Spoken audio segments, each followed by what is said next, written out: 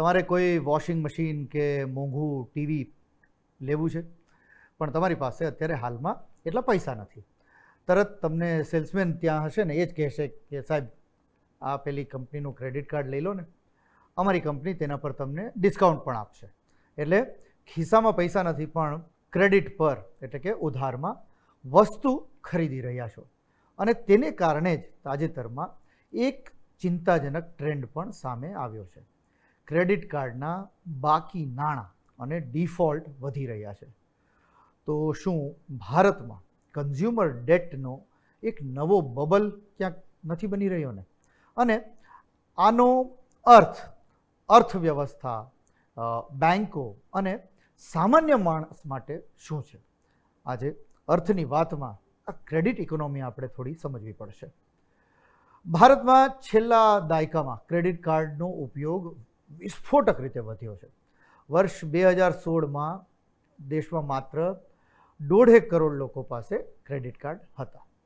March 2026 સુધી આ સંખ્યા વધીને 5 કરોડ કાર્ડ હોલ્ડર્સની થઈ ગઈ છે.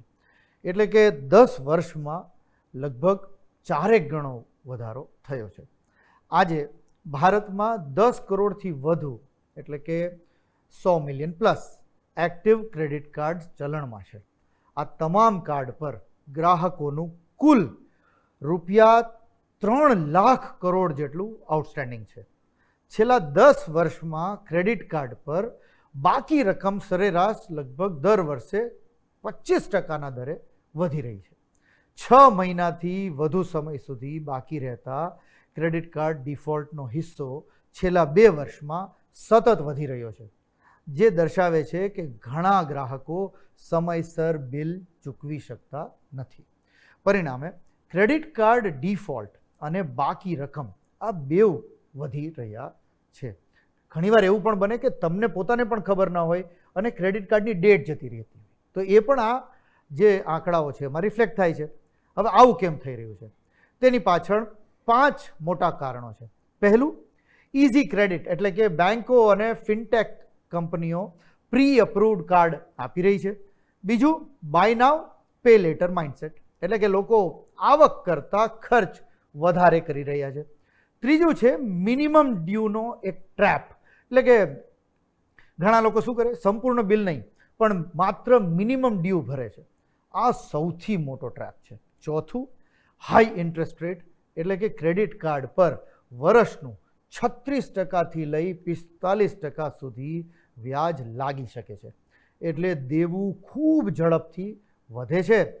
પાંચમું અને મહત્વનું, લાઇફસ્ટાઇલ ઇન્ફ્લેશન એટલે કે ઓનલાઈન શોપિંગ, ટ્રાવેલ, ગેજેટ્સ અને પાછી ઓફર્સ પણ હોય. આ બધી વસ્તુઓ લોકોને વધુ ખર્ચ કરવા માટે ક્યાંક પ્રેરી રહી છે. આ માત્ર કોઈ એક વ્યક્તિની સમસ્યા નથી. જો લાખો લોકો સમયસર ચૂકવણી ના કરે તો બેન્કોની NPA વધી શકે છે, કાર્ડ ઇશ્યુઅર્સ વધુ સાવચેત બની શકે અને નિયમો કડક કરી શકે. સાથે જ નવા કાર્ડ આપવાનું ધીમું પડી શકે અને ગ્રાહકો માટે ક્રેડિટ મોંઘું થઈ શકે. એટલે આ આખી ફાઇનાન્શિયલ સિસ્ટમ માટે એક બહુ ઇમ્પોર્ટન્ટ સિગ્નલ છે અથવા એક સિમ્પટમ છે એવું કહી શકું. જો કે આને માત્ર નેગેટિવ રીતે પણ ના જોવું જોઈએ. ક્રેડિટ કાર્ડનો યુઝ જો વધે છે તો એનો અર્થ એ પણ થાય કે લોકો ક્યાંક વધુ સ્પેન્ડ કરી રહ્યા છે, કન્ઝમ્પશન વધી રહ્યું છે, રિટેલ ઇકોનોમી મજબૂત બની રહી છે અને તેનાથી travel, hotels, airlines, e commerce અને રિટેલ કંપનીઓને ક્યાંક ફાયદો થઈ રહ્યો છે. એટલે ક્રેડિટ કાર્ડ ગ્રોથ અર્થવ્યવસ્થા માટે એક સારો સંકેત પણ છે જો લોકો જવાબદારીથી એનો ઉપયોગ કરે તો, નહીતર you fall into date trap.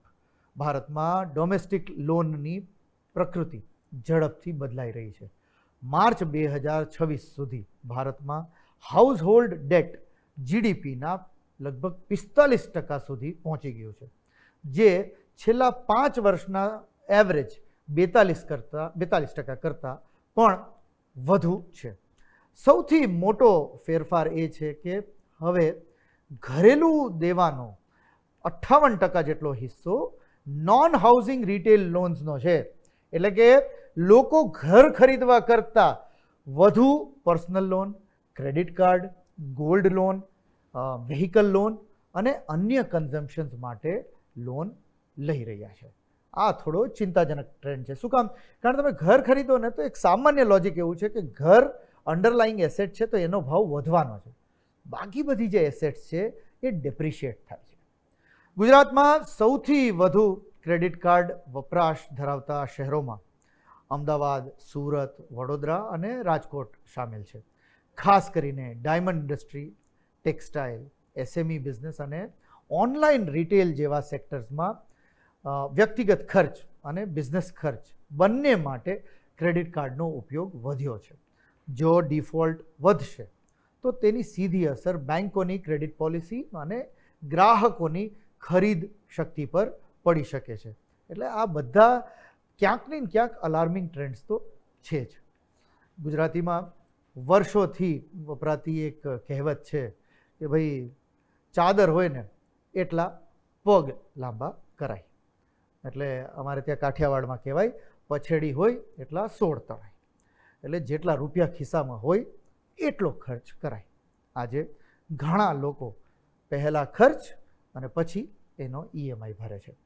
Credit card ખરાબ નથી, પણ જો ક્રેડિટ આવક કરતાં ઝડપથી વધવા લાગે તો તે વ્યક્તિ માટે જોખમ છે અને ક્યાંક અર્થવ્યવસ્થા માટે પણ ચેતવણી સમાન વસ્તુ છે. સવાલ માત્ર એટલો છે કે ભારત કેશ ઇકોનોમીમાંથી ડિજિટલ ઇકોનોમી બન્યું છે કે હવે આપણે ક્યાંક ડેટ ઇકોનોમી તરફ આગળ વધી રહ્યા છીએ. ઘણા વર્ષો પહેલાં શાહબુદ્દીન રાઠોડભાઈનો એક જોક યાદ આવતો કે ભાઈ અત્યારે અમે ઉનાળાના વેકેશનમાં કાશ્મીર ફરવા ગયા, બહુ મજા કરી અને બસ જો પાછા આવ્યા. હવે શું કરો છો? તો કે હવે એ લોનના હપ્તા ભરીએ છીએ. આજથી 20 વર્ષ પહેલાં આ એક જોક લાગતો જેના પર લોકો હસતા. આજે આ રિયાલિટી છે હિન્દુસ્તાનની કન્ઝમ્પશન ઇકોનોમીની. ક્યાં સુધી સારું, ક્યાં સુધી ખરાબ, એ આવનારા વર્ષોમાં આપણને ખબર પડશે.